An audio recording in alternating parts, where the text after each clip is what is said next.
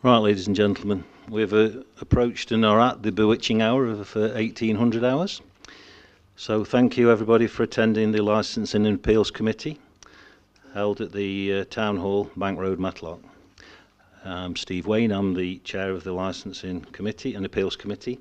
To my right is Eileen Tierney, and to her right is Grace Dowson, both from the licensing department, and also to my left is the the council's solicitor, James Cunningham. What I'd like to do before we start anything this evening, it is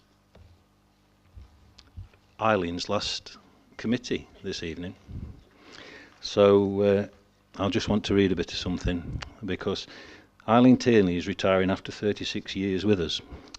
She joined as an admin assistant and committee clerk at the end of 1987, having worked up the road at County Council's library service for the previous 10 years.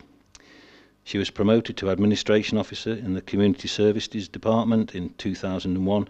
The transfer of alcohol and licensing from Magistrates Court to the District Council resulted in the creation of a specialist licensing team, which she has been manager of ever since.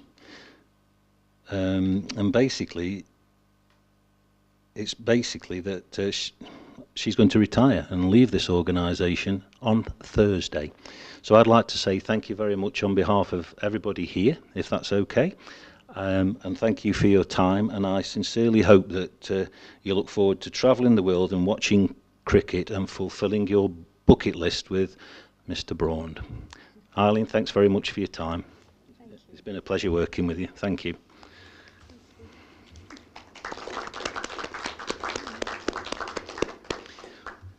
Right, we're moving on. Any apologies, please, for absence? Thank you. Thank you, Chair. We've received apologies from Councillors Gretrix, Buttle, Flitter and Hobson. Thank you very much. The next thing is the approval of the minutes of the previous meeting. That was the meeting dated the 5th of December 2023. Has everybody had opportunity to read those meetings? Would anybody like to move that we, Councillor Franks moves it, Councillor Dobbs seconds it. All those in favour of approving the minutes? Are you? You're abstaining. All those abstaining? Anybody against? So there's 2 abstentions, but that motion that is carried. Thank you very much. The next thing is interests. Has anybody got any interests that they wish to disclose? That's a no. Before we move on to public participation, I just want to state that item 8 of this evening's, or 7 and 8 of this evening's meeting, will be deferred off to another date. So just so that we're all aware. We'll move on to the rest of this evening, which is public participation. We have one person who wishes to speak in public participation, and that's Mr. John Greenoff, who's the area business manager for 24/7. Mr. Greenoff, would you like to go and sit in this seat here? And in front of you is a microphone, and if you push the little button, your microphone will go red, and then you're on. Okay, thank you. Good evening. Just want to give some reassurance to you, should you grant the exemption on the age of the wheelchair access vehicles, about the maintenance regimes. Myself, I'm a fully qualified motor engineer, 43 years in the business. We have a rigorous maintenance regime for the vehicles. Obviously they're tested twice a year in your own workshops. We have a defect reporting system that the drivers complete every day online. Obviously we action those defects straight away. The vehicle is maintained locally. We have a regardless of cost maintenance policy. The vehicles are very important to us and also important to the county, as there's a chronic shortage of these vehicles.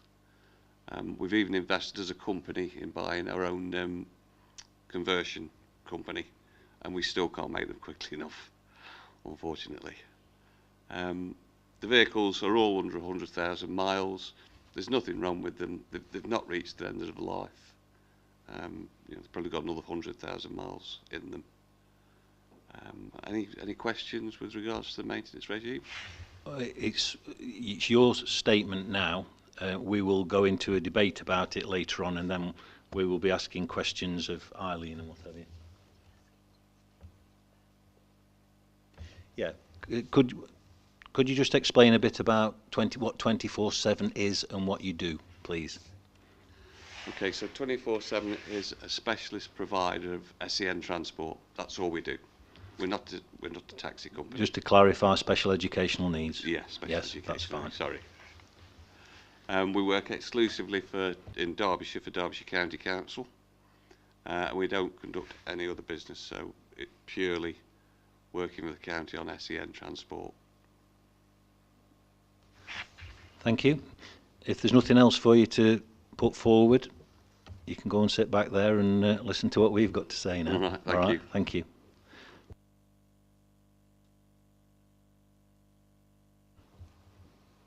Right, we've done public participation.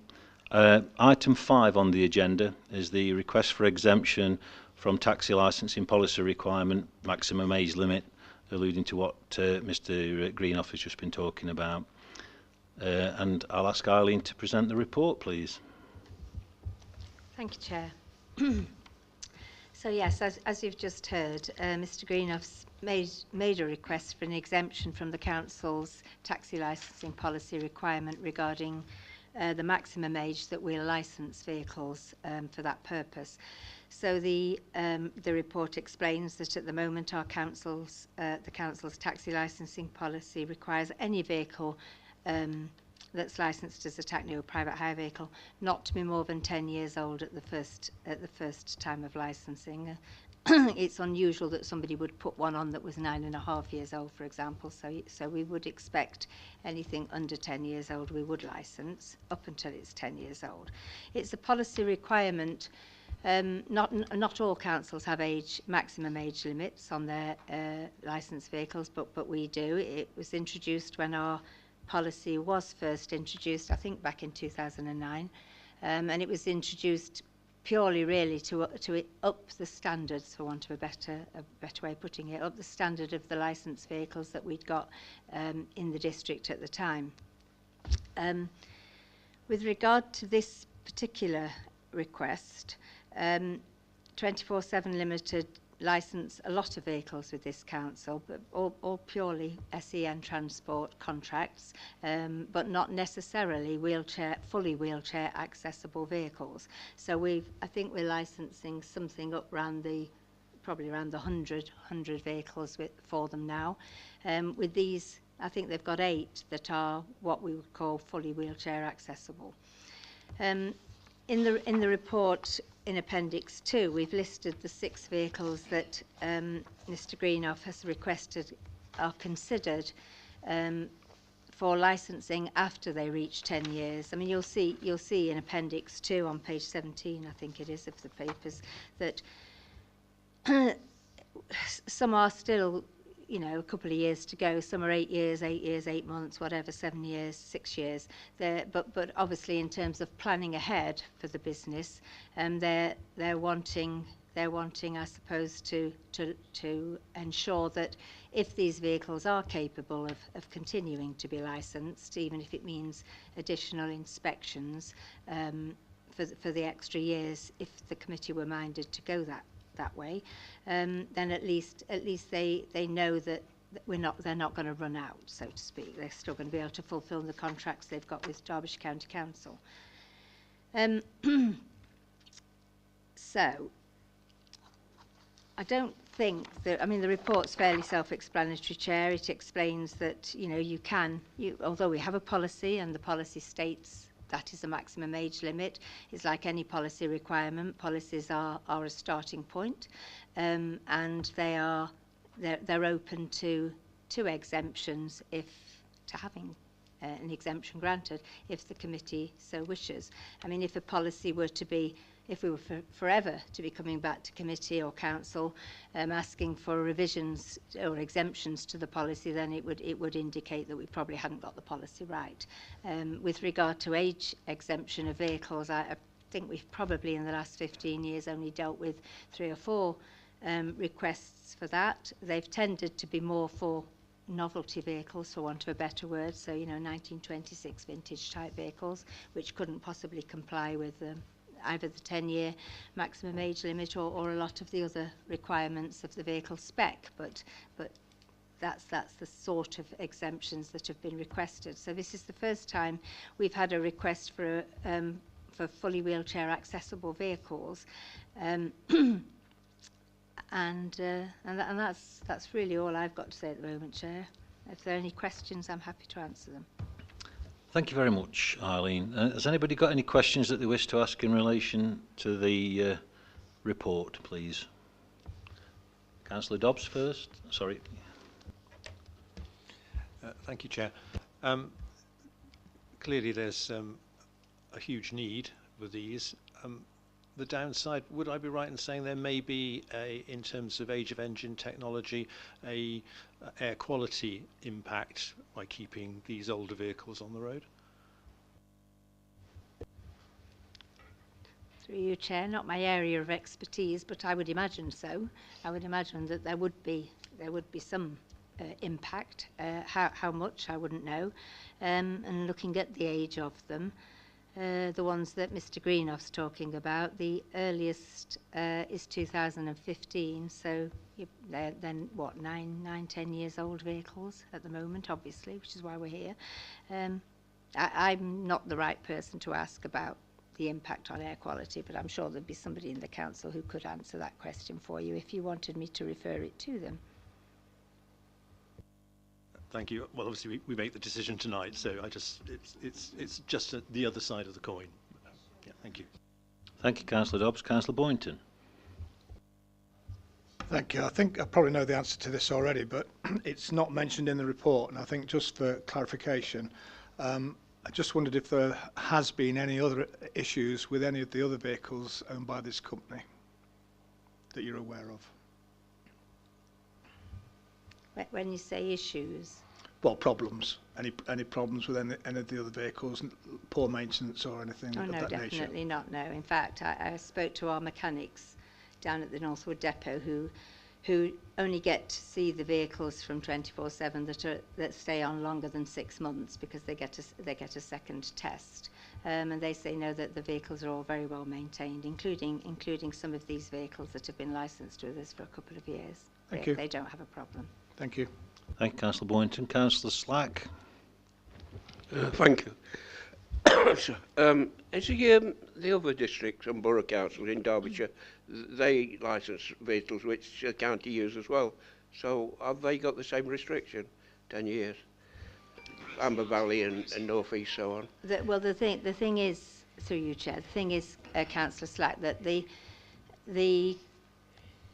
it's the other districts and borough councils in Derbyshire that licence the vehicles as taxis or private hire vehicles. They might be used for special educational transport at the county council, but the county council don't dictate any limits on the age of the vehicles. The other district, I did have a look actually at the other district councils with regard to wheelchair accessible vehicles, and most do have some kind of age limit on them, but it is more, I suppose, liberal for want of a better word. So they might leave them on 12 years, they might leave them on 15 years, but they would increase the inspection frequency. Yeah. I mean, again, with taxi licensing legally, we're only allowed to ask for 3 inspections a year. I mean, most councils like us do a 12-month inspection, so when you put the vehicle on, it gets inspected. 6 months later, it gets another inspection to make sure it's still being maintained, and then obviously on the next time it would be renewable, so it would get its next inspection. So that's 2 a year. You can ask for up to 3, but you can't ask for more than 3 because I suppose there would be that temptation to make reasons to have more inspections than necessary. So I have had a quick look. As I said, I didn't manage to look at all the district councils in Derbyshire, but I did look at 4 or 5 of them, and most of them have got that. They might have an age limit of, say, 8 years for an ordinary vehicle or 10 years for an ordinary vehicle, but they add on a couple of years in the case of wheelchair accessible vehicles. And that's mainly down to the expense of those vehicles. To be fair, we reviewed our policy, I think it was 2018 when we changed various things within it, and one of the things that we removed, we did have in at that time, from 2009 to 2018, an exemption, well, not an exemption, but a consideration for an exemption from the maximum age limit by a year. But we felt it was better to take that out and to allow people with wheelchair accessible vehicles to ask for an exemption on a case-by-case basis. So if, for example, you felt that some of these vehicles should only be licensed for a couple of years more and some for longer, then you've got that you've got that discretion. Just one other question. Is the mileage on the wheelchair, the specialties fitted with wheelchair access? Well, I have. Is the mileage on that? Sorry, through you, Chair. I have asked for the mileage of each of these 6 vehicles, and that's the mileage from when we first licensed it, so whatever it was when we first licensed it, and then the mileage what it is now, and then I asked somebody to calculate an average, and you're talking a couple of the vehicles are on average for 4,500, a couple 8,500, a couple 13,500, so obviously it varies because the age of the vehicles there you can see varies, but you're not looking at an extensive annual mileage in my unprofessional opinion. No, thank you. Thank you, Arlie. Councillor Maelstrom. Thank you. I think you've partially touched on this already, but I just wanted to clarify, are we proposing here to remove the age limit completely so that it then becomes open-ended, or are we talking about sort of moving it up a couple of years? And I was wondering if we could ask the applicant whether he has any sort of programmed replacement in future years for this fleet. Yeah, I think I can probably answer that, Chair. So what we're asking for is, or what the applicant's asking for, is an exemption from the 10-year maximum age limits, but not specifying a new age limit. So when it's not thoroughly open-ended, I suspect. In terms of the business having a programme of renewal, I would expect that they would have. They're a huge company. They're not. I mean, they provide this service, this kind of service, in probably another 30 plus local authorities across the country. So it's not just something they're doing in Derbyshire Dales, which is why they have huge fleets. So yeah, I would imagine they have a fairly robust renewable programme. I don't know whether you're allowed to ask questions during a committee meeting of somebody who's only done public participation. So if you are, then you can.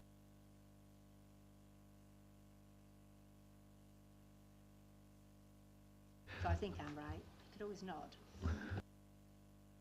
I think from my perspective, if I'm allowed to have a perspective, there are 3 recommendations, and recommendations 3 does says to be exempt from the maximum age requirement. So I mean, I think it's up to for us to decide, and when we move into debate, what we feel might be a reasonable time period.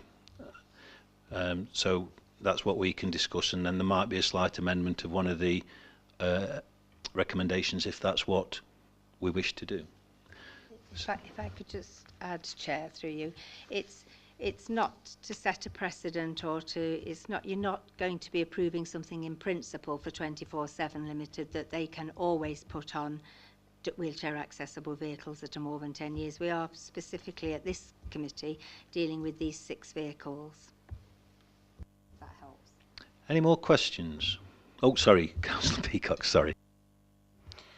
Yeah, my question. So going back to the question about the environmental impact of having the older vehicles, we don't know exactly what the impact is of these particular vehicles. However, we can make a good guess if we know what the fuel type and make and model of the vehicles is, particularly fuel type. That's exactly right. Do we know that, Eileen? Not without looking. It might take a while.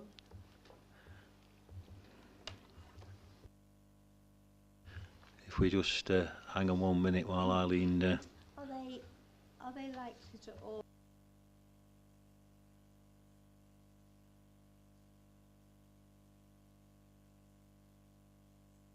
There you go, they're decent. Anything further you wish to add?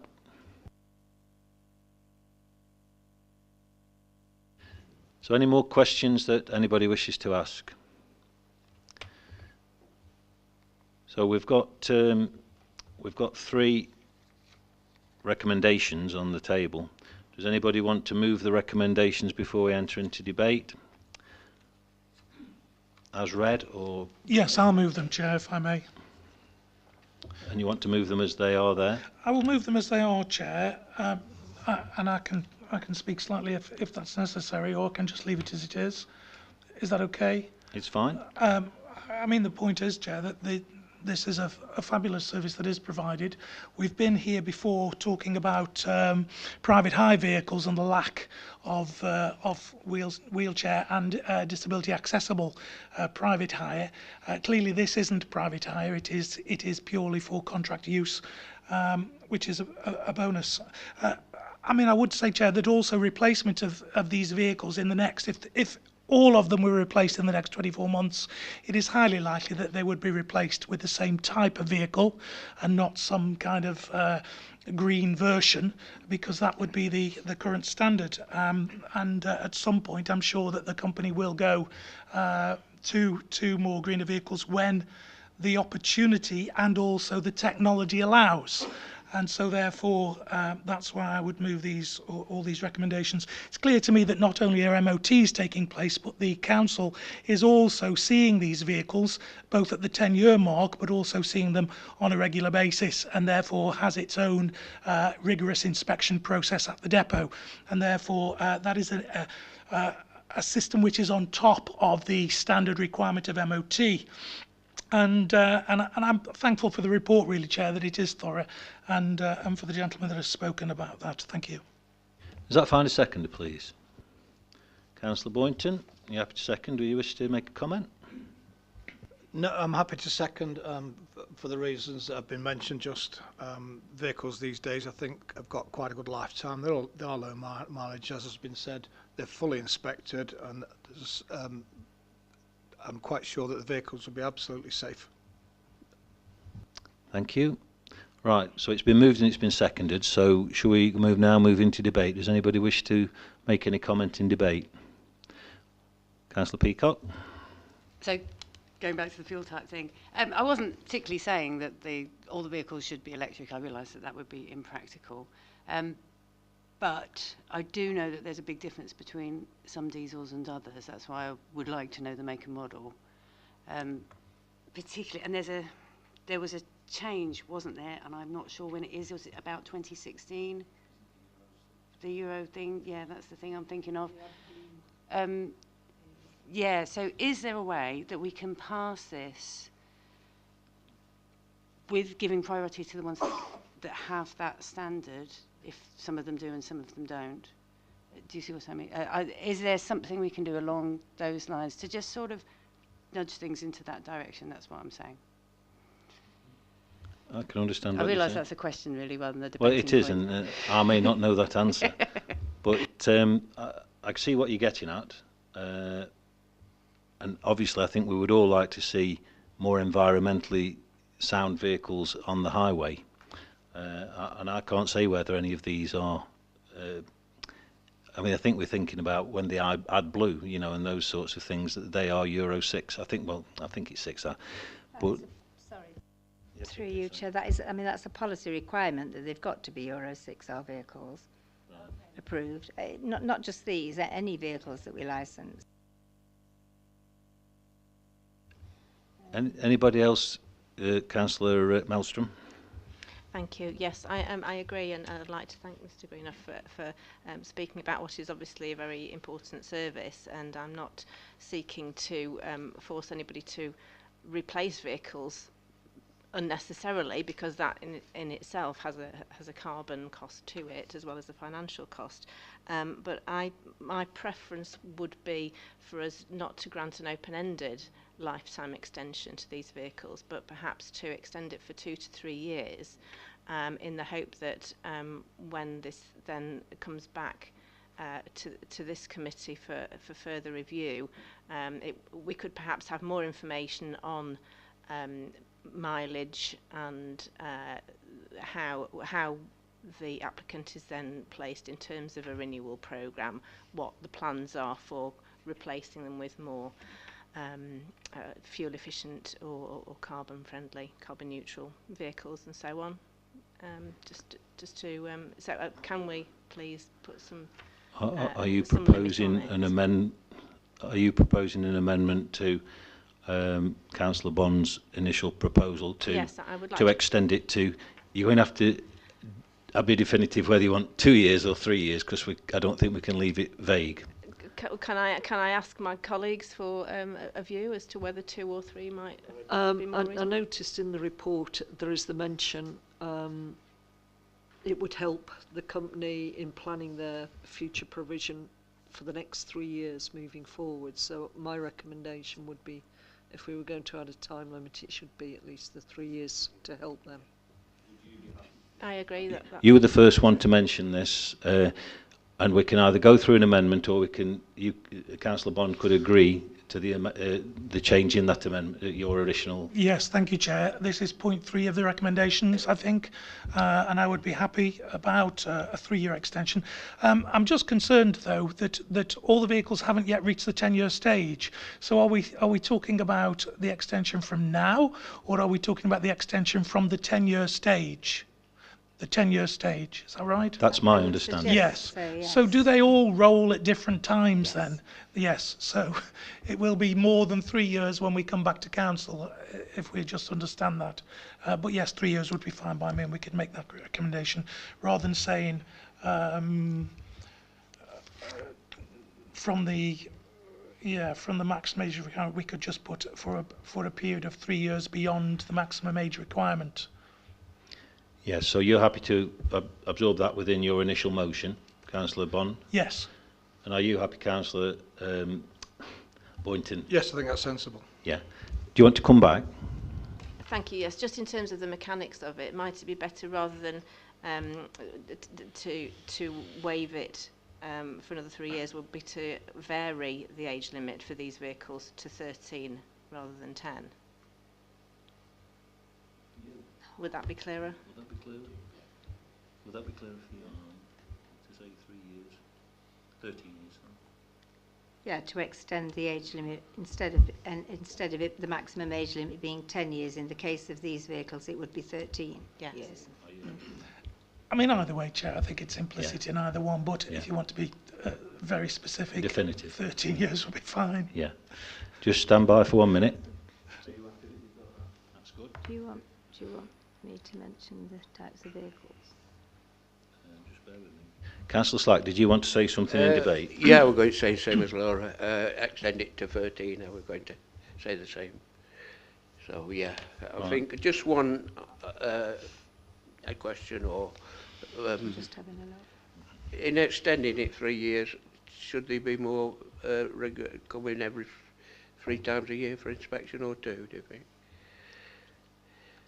I think, through you, Chair, that what perhaps should happen is if the vehicle has its 2 inspections, if the depot decided that perhaps it needed a 3rd inspection, it would be down to the senior mechanic to make that recommendation. Yeah. I mean, I don't know whether or not you'd want to include something along the lines of when it's being tested that it should pass that inspection, because at the moment what happens with vehicles that come in for testing is obviously they have the test and they either pass or they don't. If they don't, then they're allowed to retest. you wouldn't want them to have 5 or 6 retests, because that would kind of indicate that perhaps the vehicle wasn't what it seemed. Age, yeah. So I don't know. I think perhaps in terms of, as I say, I'm not a professional in terms of vehicles. If it was left to the senior mechanic to make that decision and to recommend a 3rd test if it was necessary, if they had any concerns, that perhaps might be acceptable, because that's what they could do now. Yeah. They are the professionals, aren't they? I'll leave it to the... Would it be reasonable to add on to the end of your slightly amended motion, and just say up to a maximum, at the discretion of the lead mechanic, a maximum of 3 inspections a year at the discretion of the lead mechanic? Would that be something that you would... Yes, Chair, I think that would be recommendation 4. We would just add that recommendation in as a separate recommendation, and then it could stand alone as a sentence. Yeah, okay. So anybody else want to say anything in debate? So what we've got is we've got 3 recommendations.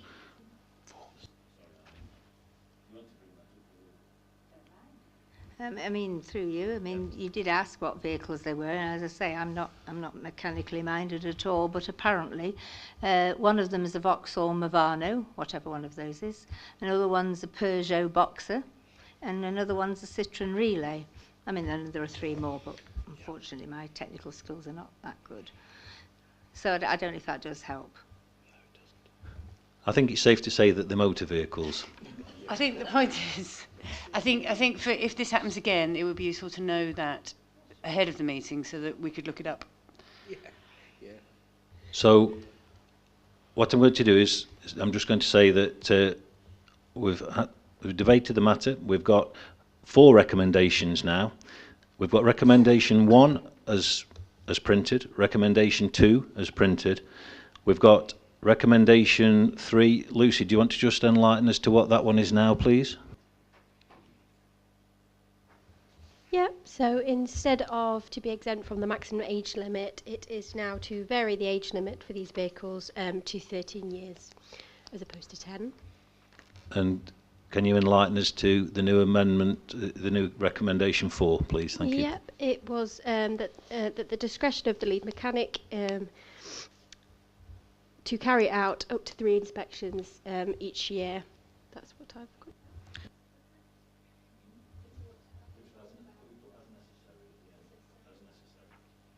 So those are the 4 recommendations now. Is everybody happy and content with those? Yeah? So can we now vote for all those in favour of accepting those 4 recommendations? That's unanimous, and the motion is carried. Thank you very much. Thank you, Mr. Greenough. Unless you want to stay for the rest of the evening, you're free to leave.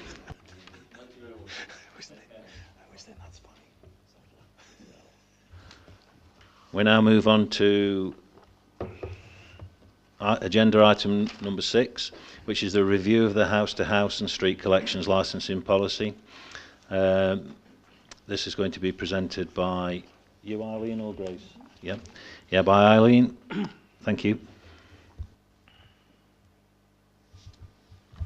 Thank you, Chair. So as the report outlines, we do have a policy on how we deal with house-to-house and street collections in the district. The policy was first introduced in 2021, and at the time we felt it was necessary just so that applicants and members of the public were aware of the need for a licence to carry out house-to-house collection or a permit to carry out street collection, a charity street collection, and also that the applicants knew what the timescales were for putting their applications in to get those, and what they'd need to know or what they'd need to do once they've been granted either a permit or a licence in terms of submitting their returns to tell us how much money they'd raised, what they'd done with it, etc.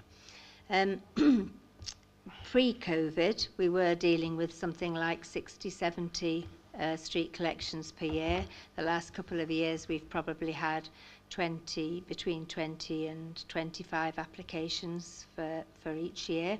The street collections are mainly carried out in our main towns, Bakewell, Ashbourne, Matlock. There are more local collections that are carried out every year in places such as Ashford-in-the-Water do a oh dear me, what do you call them? Well dressings collections, and then we have organisations like the Ian Mountain Rescue team who'll do one specifically in Ian. So some of our smaller villages do have street collections, but it's generally our major towns. The Royal British Legion Poppy Appeal, which happens every year, as you all know, they do have a sort of blanket fortnight. So our policy might suggest that we wouldn't give a permit for any longer than a few days, but because of that one, it's a national exemption. We do allow that to take place over a period of about 10 days, I think it is, end of October, beginning of November. The council's policy sets out that we only allow one collection per charity, or one charity to collect on the same day. So in other words, if you're in Matlock, you wouldn't be going around every street corner and running into a different street collector. It would only be, for example, you know, Royal Air Ambulance, something like that. It hasn't caused any, the policy hasn't caused any problems that we're aware of. We don't get complaints about street collectors, either too many or their behaviour or anything like that. And I understand that although trading standards are more likely to receive any complaints about house-to-house collectors because of cold calling and things like that, I've not had any passed on to me, so I'm assuming that during the last few years we've not had many of those either. We do tell the house-to-house collectors, so they're the ones where you put your bags out with clothes and bric-a-brac, etc. in. We do tell those when they apply, if they have to apply. Some do have national exemption orders, the bigger charities, so they've already been vetted, so we don't license those. But the ones that we do license, we do tell them that trading standards have advised that we don't have any cold calling zones in Derbyshire Dales, but if individuals have got little signs in their windows saying, you know, no cold calling, no, or whatever, could they respect that? And generally speaking, I say we don't get any complaints, so I believe that happens. So when the policy was first introduced back in 2021, we suggested that it should last 3 years, the policy, and we should review it, see if there's any changes needed, go out to consultation with the permit holders and the larger charities that run the house-to-houses, perhaps consult with trading standards and the local police, because if there were going to be complaints of any kind of crime, you know, bags being stolen, that sort of thing, then they would have that information and might want to comment. And we could perhaps look to, this time, consult maybe with parish and town councils to see if they'd got any views on the number of collections in their areas, or whether or not there were other organisations in their areas that don't currently put in for permits, but perhaps don't know that we have a policy or a procedure for doing it, and they perhaps don't know it's a regulated activity. So we're recommending that in order to renew the policy by August, if possible. I mean, it's not crucial. There's no statutory obligation to have this policy. It's just that as the years have gone by and new laws have come in, like alcohol and gambling, and it has been statutory to have a policy, it seemed what's the word? It seemed appropriate to go back and look at some of the other services that we regulate and perhaps introduce policies even though we didn't need them, because it's a good idea, it's best practice, and it tells everybody what we're going to do and how we're going to do it. It also helps if for any reason we have to refuse an application, because people are very clear then on what grounds we're refusing it. So we're suggesting a 6-week consultation exercise on the policy that I've appended to this report in Appendix 1. The minor highlighting, well, they're not highlighted, but they're supposed to be highlighted. They're administrative changes, I mean, particularly in terms of the head of regulatory services is no longer a post with the council, and the responsibility for licensing is being transferred to the director of place and economy. So it's just administrative things like that that I've made changes to. The actual context or meat of the policy is something that I think perhaps ought to go out to yourselves, to all councillors of the council, not just this committee, and to the people I alluded to earlier that are stakeholders in the service and might have some comments to make. The idea then would be, I think I'm right, and Jason would have to correct me if I'm not, but I think we have to avoid consultation of any description during an election period. Do we? So we would be looking to perhaps go out. Grace would be looking perhaps to go out to consultation with this policy towards the middle end of May, for maybe 6 weeks, and then it would then give her time to report back to a future meeting of this committee. I'm not quite sure what it's at draft programme stage at the moment, so I think there might be one in July, and if not, then the next one might not be until September, but any comments could come back then for you to approve a draft. I hope I'm correct, I believe that this policy document wouldn't have to go to council for full approval. It could be approved by yourselves as the Licensing and Appeals Committee at a future meeting. Any questions? I'm happy to. Okay, can I just, before we do, can I just say that the Royal British Legion, I have a non-pecuniary interest because I'm a member of the Royal British Legion, and I do occasionally go out rattling a bucket. So I just wish people to know that. Sorry to interrupt. I might just add, not that this will make any difference whatsoever to why we're here, because we're here to look at the policy, but it is worth noting that we're not allowed to charge fees for either of these two collections. The legislation's 1947 and some other ancient period of time. So there were no provisions for charging. It was just something that they're notifying us they're going to do a collection, and we just prepare a small amount of paperwork acknowledging that notification. Thank you. Councillor Peacock, you want to ask a question? So just so I'm clear here, so the changes that are highlighted, are those the only changes?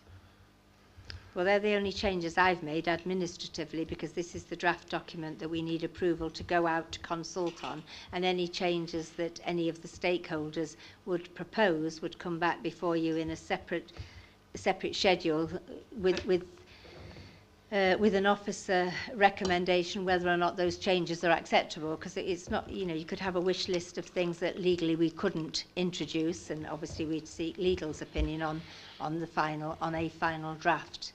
But otherwise, this is the existing policy. It is the existing policy. I see. Sorry, so yes. The consultation is the review, effectively. I was just wondering why we need to consult, given that it hasn't changed. But basically, it hasn't changed because we've had no need to change it. But that doesn't mean that people out there wouldn't see a need to change it. Is that okay? Now. Yes. Thank you. Okay with that, Councillor Dobbs. Thank you, Chair. Clearly the legislation is very much geared towards cash, and in fact coinage. Has there been any move to any pressure that's come to you for people collecting with contactless devices? Well, I haven't heard of any, because the legislation, I understand, and probably because of its age, does cover street collections. In street collections of money, so I suppose we have to assume that's cash. We do have people applying, in inverted commas, to collect direct debit, so they can ask you to sign up to a direct debit. Basically, again, like most licensing legislation, it's not definitive across the country what everyone should do. So some councils still insist that even if they're collecting direct debit, even though those people can go back home, change their mind and cancel anything, so they're not pressured. Some councils do still insist on street collection permits being granted. We don't, because it isn't collecting cash in the street, so we don't at the moment. That might be something that as part of the consultation over this document, Grace could take up with legal, and they could look into whether or not that needs to be regulated as well. So I think because the legislation is quite old with this this type of licensing, it's important that we do look at things have moved on. The contactless is a kind of good idea, but then they wouldn't have a tin to shake. Which actually they're not allowed to shake. That is in the rules. Councillor Bond. Thank you, Chair. I am aware that there are contactless collections, and they certainly do take place around Ashbourne, and I've heard of that several times. But I've got a few questions, really, Chair, if that's okay, because we're at the question stage, aren't we? And I was going to say, do we have this? This does seem like an old policy in some ways, and I'm not sure. So, for instance, I was going to ask, is there a method? It does say about boxes, it does say about envelopes, kind of about collecting. It doesn't mention contactless or those sort of other methods. So do we ask regarding a method when we get an application? That's the first question. Do we have a strict protocol for care and civility for collectors, for instance? Is there a guide? Do we actually have a complaints procedure on behalf of Derbyshire Dales, and that would be a concern and a way to follow up. Do we advertise a complaints procedure? Do we have initiatives around the area which are, for instance, where there are in other places where there are signs up where there is an operation of a house collection free zone? Now, I don't know if that's a thing within this authority or that happens, but I've not seen one, but I know in my previous authority there were some collection free zones that were operated in certain areas because people felt there was vulnerability. So is that a thing? I was just looking at the appendix 14, 1 and 2, and I wonder if there could be some further clarity around that. Do collectors actually publish their figures, both either to the authority or in the newspapers, as suggested there, or is that an optional thing? Shall we give Arlene an Yes, thank you, opportunity Chair. to I'm sorry, I can come back again. I know it's a lot. Well, I'll go backwards. Yes, if I might, please but you'll do. have to tell me. Please do. So the last one about Yes. regulation. These are regulations. So in Appendix 1 to that report, street collections regulations are something that this council, even before me, must have established. So they've drawn them up, obviously, with legal assistance, I would imagine. And yes, within a month of the collection, those people who are collecting or those organisations do have to submit an income and expenditure return. And we do chase those up. Sometimes it'll be that the street collection hasn't gone ahead because of the weather or whatever, or because they couldn't get collectors. We do try and remind them, well, even if you don't do it, please could you let us have a nil return so that we know you haven't, run off to the Bahamas with the proceeds. Does that answer the question? Yes. 14? About Yes. publishing in a newspaper, again, we don't make them do that. Right. I mean, I've just published something in a paper today, a public notice, and it's cost £1,200. Yes. It's not something that we would enforce or have enforced. But certainly part one we do.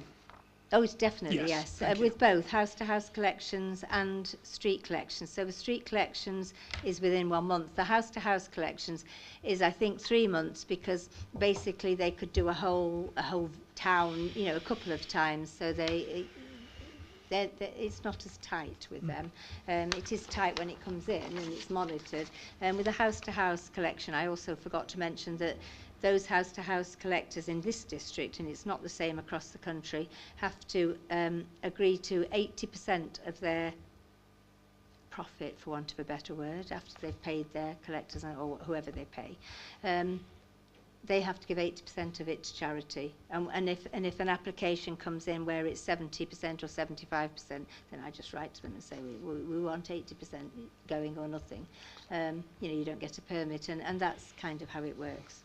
Sorry, can we go back to the questions? Collection-free zones. The collection-free zones, I imagine, will fall under the trading standards cold calling zones. That's kind of why Yes. what they're trying to prevent is vulnerable people being affected and asking for, if there is a sign in somebody's window where they don't want cold calling, particularly the direct debit collectors, for want of a better word, because that's what they tend to do. They don't tend to stand so much in the street. They tend to target housing and go and see people during the day and get them to sign up that way. So that one is covered. Complaints procedure? Complaints procedure? So we don't have in this instance in house to house and street collections, we haven't got a formal complaints procedure, but it would follow the same procedure as any of our other licensing services we provide. But Grace could consider that as part of the consultation period, that we ought to include it, and if you want, we could include a complaints procedure mechanism in this draft document before it goes out, seeing as it won't be going out probably until the end of May. That could be an inclusion from this meeting, that we do put in details of how to make a complaint, probably through the website, a form on the website, something like that. And the next one, which might link into what you just said, the care and civility, I think you said.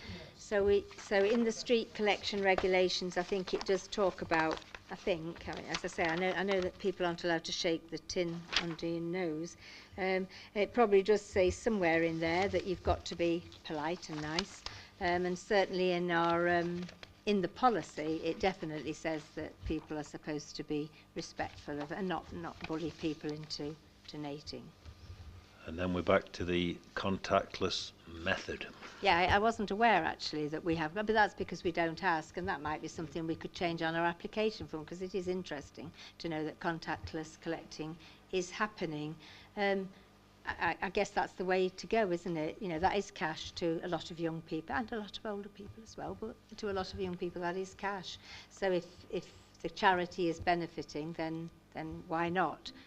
Again, we might need to include that in any new policy. So. I can confirm that even the Royal British Legion are using contactless. Right. Yeah. So do you want to come back on any of those, Councillor Bond? I don't think so, Chair. I'll give an opportunity for other people to comment. Thank you very much. Next is Councillor Franks, please. Yeah, so I was some of the points you've covered that I was going to go. I suppose I should declare a non-pecuniary interest, as I am involved with collecting for the lifeboats and the lifeboat organisation.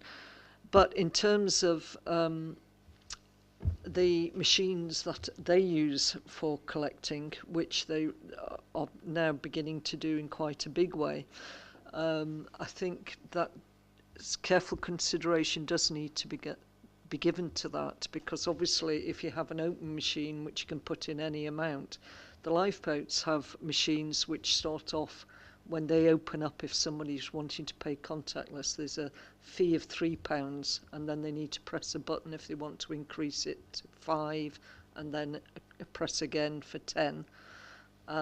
So I think there would be a danger if there weren't a sort of machine that is sort of designed so that they suddenly don't find themselves giving away £100, without realising it. They're very controlled machines, if you like, favouring the member of the public using them. I don't know what they use if you use something similar with the... So your question could be, ask if it'd be possible to research the differing methods, because there's QR codes as well, aren't there? Yeah, and all sorts of different cards. There's codes. all sorts of different machines out there, and I think there needs to be some care taken to protect I'm sure Grace could.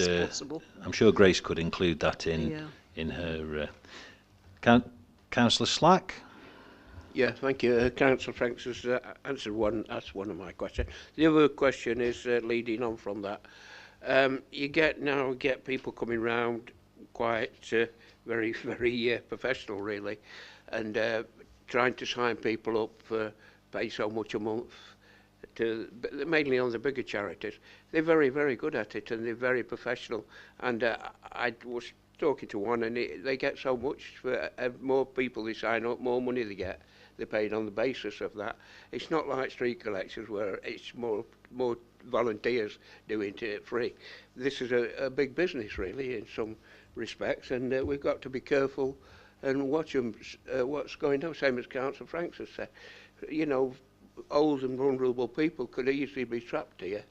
It is a dangerous area where we've got to keep an eye on this.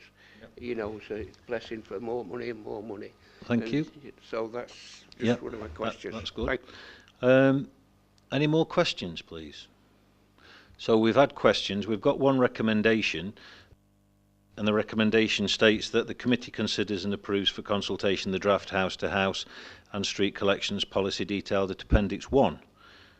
Now, does anybody want to move that recommendation with maybe slight amendment? Councillor Peacock? Could I move it with the amendment that we also instigate some sort of complaints procedure? Because of all the questions that have come up, I think that's the most important one.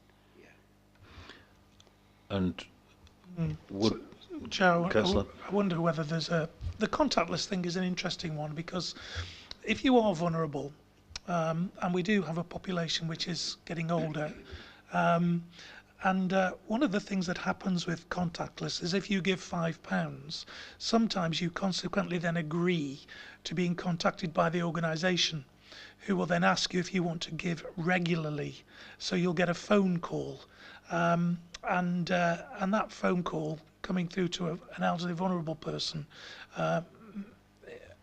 there's nothing wrong with an organisation, for instance, let's talk about Bernardo's, for instance, or somebody else, similar, large organisation that may be well known, but actually giving £5 and then receiving a consequent phone call asking you to give on a regular basis, a monthly basis, can be something that you may have forgotten about or didn't intend to do.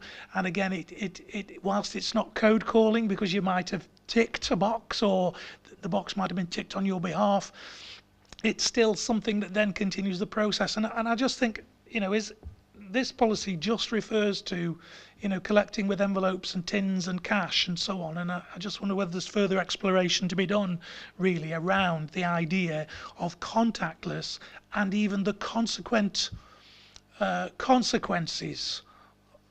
possibilities of that. I don't know how I'd include that in a recommendation, but it certainly does concern me. Right. If we just before you come back, Councillor Peacock, do you want to come in, Arlene?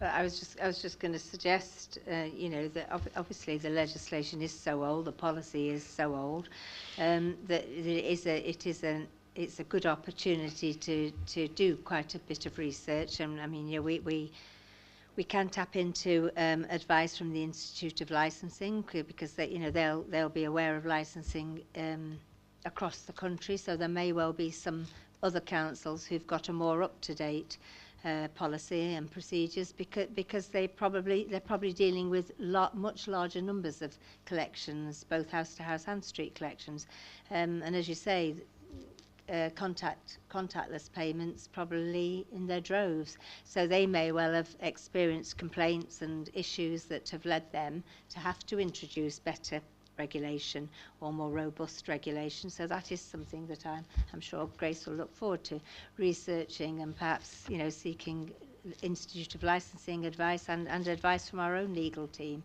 as to how that can be made more robust. Councillor Peacock, you did want to move a recommendation as was, but with you mentioned about the more research into the complaints procedures. Do you wish to add anything to that before we find a second? I would like to say, though, the issue that you're right to come up with that issue, but it's not contactless that's the issue there. It's collecting of data, because when you do the card thing, that's not taking any data. You're just making a payment, and it is covered by GDPR, but that kind of issue, because it's also an issue when you give money in an envelope and complete your details on it.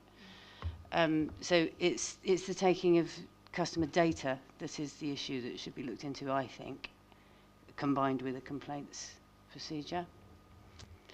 Is that what you'd like to? Yeah. So I'm hopeful that Lucy okay? behind me is going to write that down. So I mean, as I see it, it's an updating, and it's a refreshing of the current policy that we're wanting to do, isn't it? To make it more into the 21st century. So that's what we're looking for.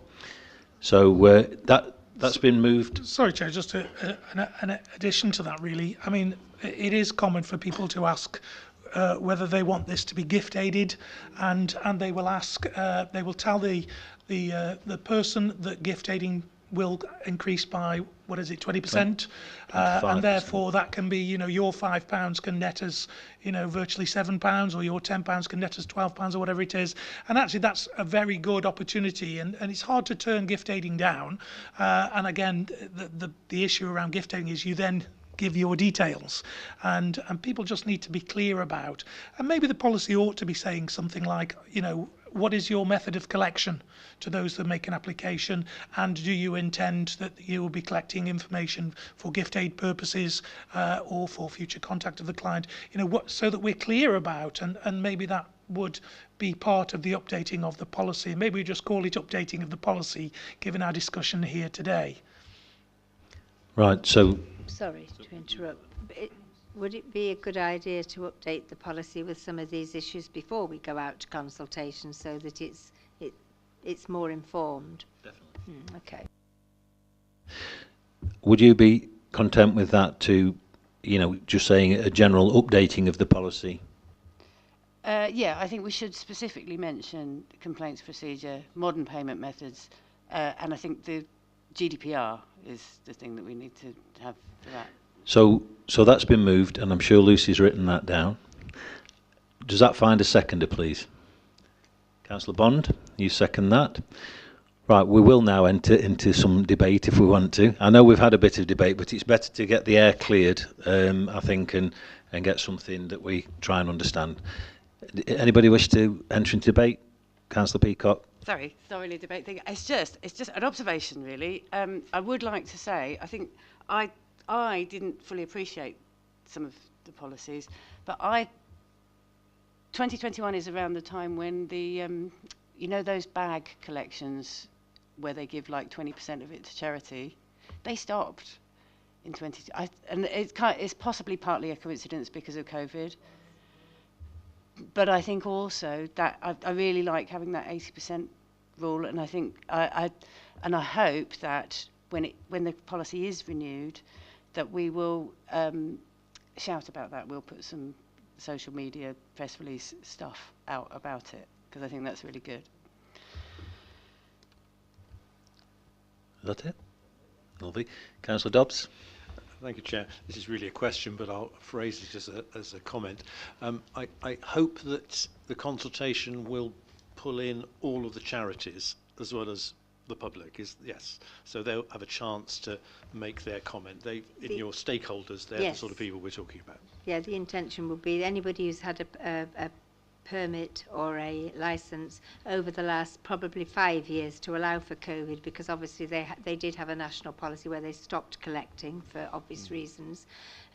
So we've had some light years, but we could go back 4 or 5 years, and every charity that we've had a licence application from, or a street collection, they would be included. It does cover most of the big ones as well, the ones with the national exemption orders, because it's worth having their views. Indeed, I think that would shape things quite nicely. Yes. Thank you. Thank you. Before we move to the vote, we'll clarify what Lucy's got written down, so we're all aware where we're at. Thank you. Yep, so you will be approving that the policy does go to consultation, but first it will be updated with the points mentioned this evening, specifically regarding the complaints procedure, GDPR and the modern payment methods. Are you content with that? And the seconder content with that? And you've got all those in your mind, so we'll now move to the vote. All those in favour of that motion, thank you. I can say that's unanimous, and it is carried. And as we have no more business, that is the end of the meeting. And thank you very much for turning up. Take care. Have a safe journey home. Bye-bye.